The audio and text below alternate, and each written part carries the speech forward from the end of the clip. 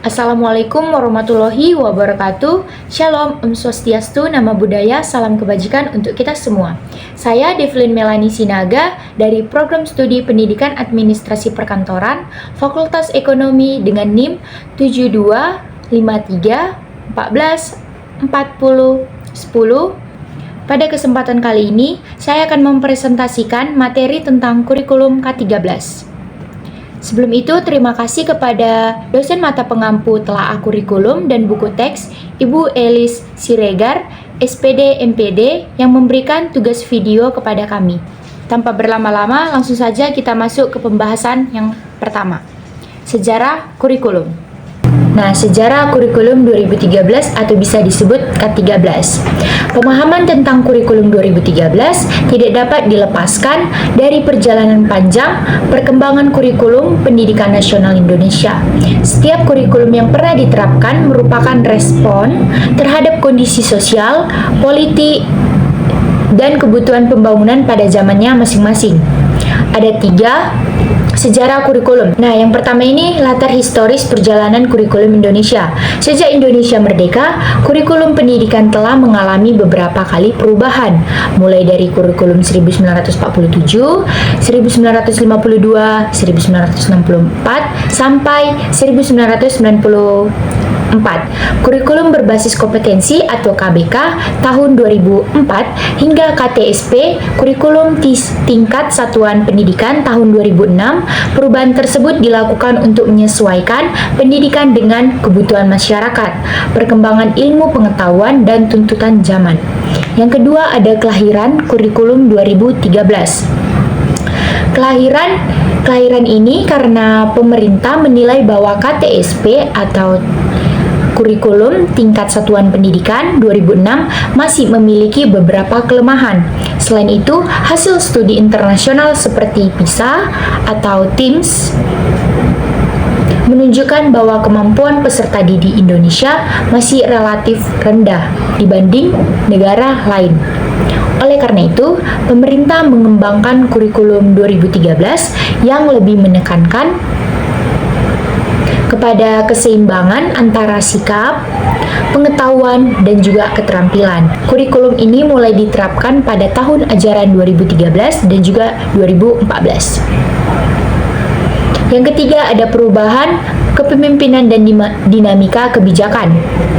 Setelah terjadi pergantian Menteri Pendidikan pada tahun 2014, implementasi K13 sempat dihentikan sementara di beberapa sekolah dan sebagian kembali menggunakan KTSP.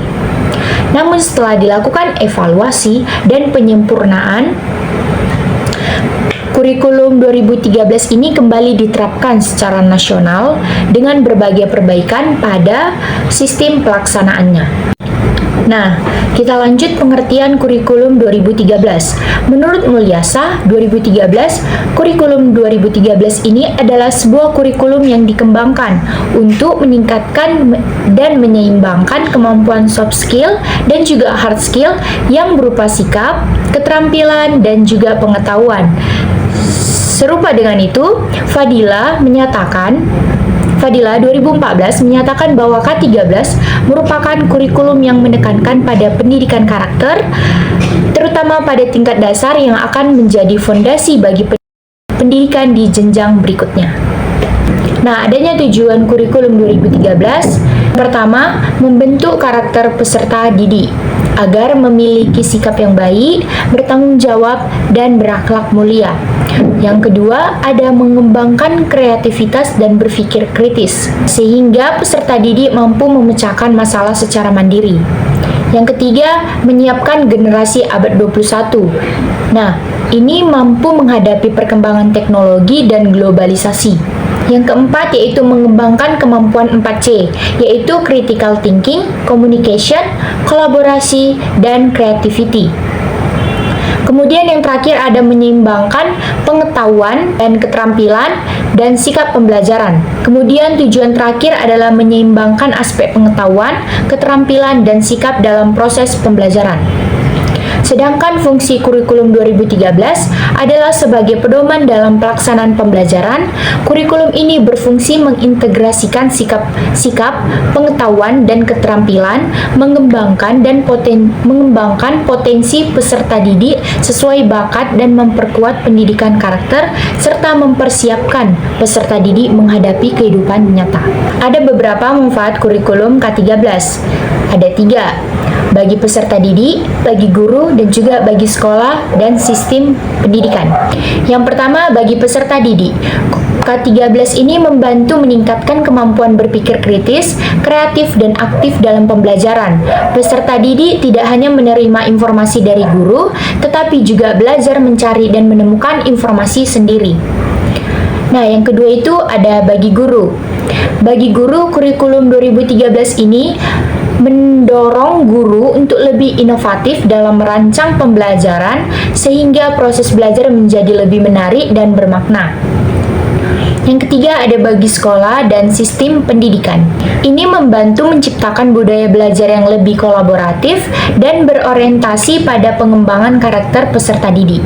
Pada slide ini dijelaskan perkembangan kurikulum 2013 dari waktu ke waktu. Tahap pertama adalah implementasi awal pada tahun 2013 hingga 2014 yang dilakukan secara terbatas di beberapa sekolah. Yang tahap kedua ada perhentian sementara 2014 sampai 2015. Ini untuk melakukan evaluasi dan penyempurnaan. Yang ketiga ada perkembangan revisi K13 tahun 2016. Pada tahap ini pemerintah melakukan berbagai perbaikan termasuk penyederhanaannya sistem penilaian dan kompetensi dasar. Selanjutnya pada tahun 2018 dilakukan penguatan pendidikan karakter melalui program penguatan pendidikan karakter atau PPK. Kemudian saat pandemi COVID-19, pelaksanaan kurikulum 2013 mengalami penyesuaian karena pembelajaran dilakukan secara daring. Setelah itu, pemerintah mulai memperkenalkan kurikulum Merdeka sebagai kurikulum baru yang diterapkan secara bertahap. Kita akan masuk ke pengimplementasian kurikulum 2013. Yang pertama ada perencanaan pembelajaran, dilakukan melalui penyusunan silabus dan RPP yang menjadi pedoman dalam proses belajar mengajar. Yang kedua ada proses pembelajaran. Proses pembelajaran menggunakan pendekatan saintifik dengan langkah 5M. 5M itu mengamati, menanya, mengumpulkan dan menalar. Dan yang terakhir ada mengomunikasikan. Pembelajaran juga dapat menggunakan model seperti problem based learning, project based learning, dan juga inquiry learning. Nah, ada penilaian dalam K13. Penilaian ini menggunakan penilaian autentik yang mencakup aspek sikap, pengetahuan, dan juga keterampilan. Yang keempat, kepala sekolah memiliki peran penting dalam mendukung implementasi K13 melalui pembinaan guru, pengawasan pembelajaran, dan juga penyediaan fasilitas yang diperlukan. Yang kelima, ada supervisi dan monitoring implementasi yang dilakukan secara berkelanjutan oleh kepala sekolah, pengawas sekolah, dan pemerintah untuk memastikan kurikulum 2013 ini berjalan dengan baik. Demikian pemaparan materi dari kurikulum K13. Berdasarkan pembahasan yang telah dipaparkan, dapat disimpulkan bahwa kurikulum K13 dibuat untuk memperbaiki kelemahan kurikulum sebelumnya dan menyesuaikan pendidikan dengan tuntutan abad 21. K13 ini menekankan keseimbangan sikap, pengetahuan, dan keterampilan melalui pembelajaran yang aktif berbasis karakter. K13 memiliki kelebihan seperti pembelajaran yang lebih holistik, yang berpusat pada siswa, tetapi juga memiliki tantangan seperti kesiapan guru, administrasi yang rumit, dan kurangnya sarana prasarana. Keberhasilan penerapan K13 sangat bergantung pada kompetensi guru, dukungan sekolah, dan fasilitas yang memadai. Sekian presentasi dari saya. Mohon maaf apabila ada kekurangan dalam penyampaian materi. Sekian dan terima kasih.